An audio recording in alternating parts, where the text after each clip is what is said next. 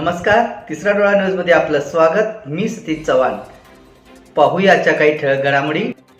सांगली जिल्हा परिषदेच्या प्राथमिक शाळा, प्राथमिक आरोग्य केंद्रे, ग्रामपंचायत कार्यालय, पंचायत समिती आणि मुख्यालय येथे उभारण्यात आलेल्या सौर ऊर्जा प्रकल्पाच्या कामात आर्थिक अनियमितता झाल्याचा आरोप करत सदस्यांनी गुरुवारी झालेल्या सर्वसाधारण सभेत प्रशासनाला धारेवर धरले।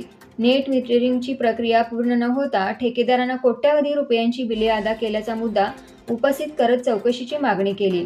त्यानंतर अध्यक्ष संगीता पाटील व उपाध्यक्ष ऋषिकेश लाडे यांनी चौकशी समिती स्थापन करण्याची घोषणा केली।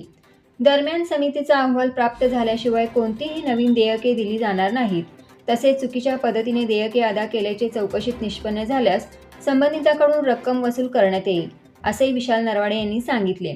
सदस्य अक्षय पाटील, वर्षा कांबळे, डॉक्टर जितेश कदम, साई तेजस्वी देशमुख, मोहन पाटील, शशिकांत जमदाडे, संजय बनसोडे, विराज नाईक आणि विजय धेंडे यांनी हा विषय सभागृहात उपस्थित केला होता। की ज्या खरेदी समितीने मान्य केलेल्या होत्या की साहित्य पूर्ण झाल्यानंतर चेक करण्यात येईल, टेस्ट रिपोर्ट केले नाही, त्यानंतर भेट देण्यात येईल।